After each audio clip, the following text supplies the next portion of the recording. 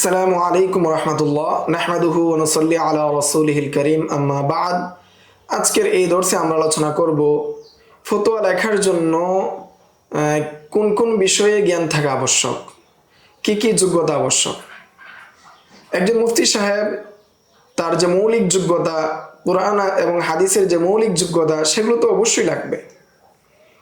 এবং তিনি যে ফতোয়া দিবেন তার জন্য একজন বিজ্ঞ উস্তাদের কাছে তামলিন করা, এই বিষয়গুলো তো অবশ্যই লাগবে। তো মৌলিক বিষয়ের বাহিরে প্রাসঙ্গিক যে যোগ্যতা প্রয়োজন, সেই বিষয়গুলো নিয়ে আমরা আলোচনা করব। প্রিয় তালিবুল ইলম ভাইয়েরা, আমরা ইতিপূর্বে আলোচনা করেছি বা গত যে দর্শ রয়েছে সেই দর্শে আমরা আলোচনা করেছি যে ফতোয়া লেখার গুরুত্ব এবং এর জন্য প্রয়োজনীয় আসবাব এবং সরঞ্জাম সম্পর্কে। এখন একটি গুরুত্বপূর্ণ প্রশ্ন সামনে আসবে আমাদের, যে ফতোয়া লেখার জন্য একজন তালিবুল ইলম বা একজন মুফতি সাহেবের মধ্যে কোন কোন মৌলিক বা বুনিয়াদি জ্ঞান বা যোগ্যতা থাকা আবশ্যক। এটা আমাদের মনে রাখা চাই, শুধু কলম কাগজ থাকলেই ফতোয়া লেখা যায় না, বরং এর পিছনে থাকতে হয় ভাষাগত দক্ষতা, লেখন শৈলী এবং উপস্থাপনার জ্ঞান। এখন আমরা ফতোয়া লেখার জন্য অপরিহার্য 7টি মৌলিক জ্ঞান ও যোগ্যতা নিয়ে আমরা আলোচনা করব।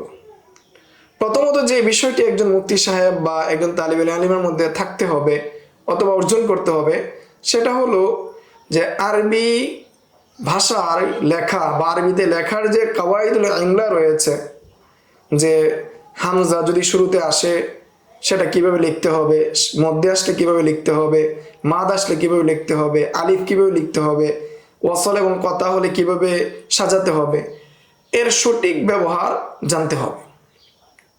যদি সঠিক ব্যবহার না জানা যায়, কাওয়াইদুল ইমলা যদি সঠিকভাবে না লেখে, এতে অনেক সময় দলিল অথবা মূল বিষয় যেটা থাকবে সেটার মধ্যে বিকৃত হয়ে যেতে পারে।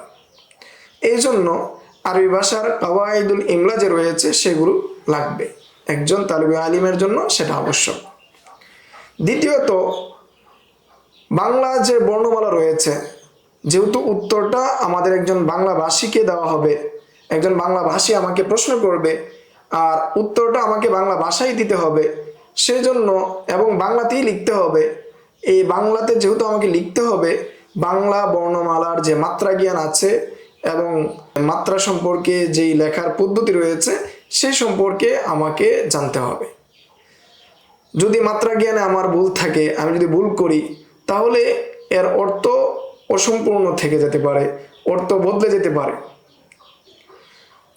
তো ফতোয়ার মতো একটি গুরুত্বপূর্ণ এবং সংবেদনশীল লেখায় এই বিষয়ে অসতর্কতা কোনোভাবে এটা গ্রহণযোগ্য নয়। এই ক্ষেত্রে অবশ্যই আমাদের গুরুত্ব দিতে হবে, যাতে করে এ ধরনের ভুল আমাদের না হয়।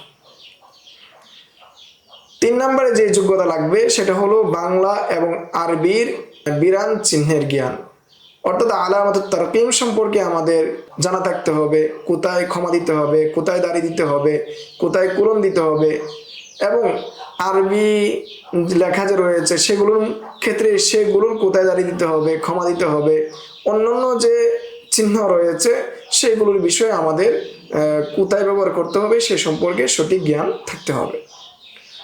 এসবের সঠিক ব্যবহার লেখার সৌন্দর্যকে বাড়াবে এবং অর্থকে স্পষ্ট করবে। 4 নম্বর যেই যোগ্যতা লাগবে, প্রাসঙ্গিক যে যোগ্যতা, সেটা হলো বাংলার বানানের জ্ঞান। যদি আমরা বাংলা বানানে ভুল করি তাহলে আমাদের অযোগ্যতা প্রকাশ পাবে এবং পাঠকের মনে অনাস্থা সৃষ্টি হবে যে কি ফতোয়া আমাকে দিয়েছেন, এই দেখা যাচ্ছে যে বানান ভুল। ফতোয়া লেখার জন্য শুদ্ধ বানান এটা আমাদের জন্য আবশ্যক।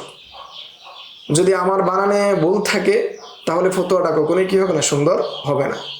এবং একজন মুফতি সাহেব বা একজন শিক্ষিত মানুষ এর জন্য এটা শোভনীয় নয়।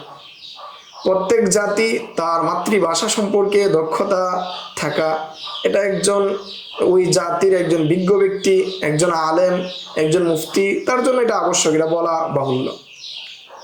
5 নম্বর যে বিষয়, সাবলীলভাবে বাংলা লেখার যোগ্যতা। ফতোয়ার ভাষা হতে হবে সহজ, পরিষ্কার, দ্ব্যর্থহীন এবং মার্জিত।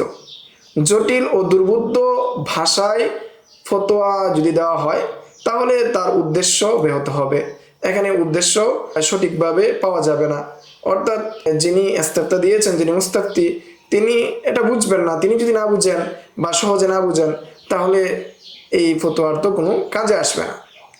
এজন্য সহজ ভাষায় ফতোয়া হতে হবে, সাবলীলভাবে ফতোয়া লিখতে হবে। 6 নম্বরে যে বিষয়টা আমাদের জন্য আবশ্যক, বাংলা বর্ণমালা, বিরাম চিহ্ন ও লেখার স্টাইল সম্পর্কে আমাদের ধারণা থাকতে হবে এবং এই বিষয়ে অভ্যাস গড়ে তুলতে হবে, সহজে যাতে করে একজন পাঠক পড়তে পারে। যদি সহজে একজন পাঠক না পড়তে পারেন তাহলে এটা সুন্দর হবে না এবং ফতোয়ার ক্ষেত্রে এটা মানানসই হবে না। 7 নম্বর যে প্রাসঙ্গিক যোগ্যতা প্রয়োজন বা বুনিয়াদি জ্ঞান থাকা প্রয়োজন, সেটা হলো ফতোয়া উপস্থাপন ও সাজানো ও লেখার যে বিশেষ যে পদ্ধতি রয়েছে ফতোয়া লেখার, সেই বিষয় সম্পর্কে তার ধারণা থাকা। কোথা থেকে শুরু করতে হবে, কিভাবে প্রশ্ন লিখতে হবে, কিভাবে উত্তর বিন্যস্ত করতে হবে, সেই সম্পর্কে তার পরিপূর্ণ ধারণা থাকা। এই প্রাথমিক পদ্ধতিগুলো শুরুতেই আমাদের একজন উস্তাদের কাছ থেকে শিখে নিতে হবে। এরপর তামরিন, অনুশীলন, সংশোধন এর মাধ্যমে, ধারাবাহিক প্রক্রিয়ার মাধ্যমে বাকি যে যোগ্যতাগুলো রয়েছে সেগুলো ধীরে ধীরে অর্জিত হবে ইনশাআল্লাহ।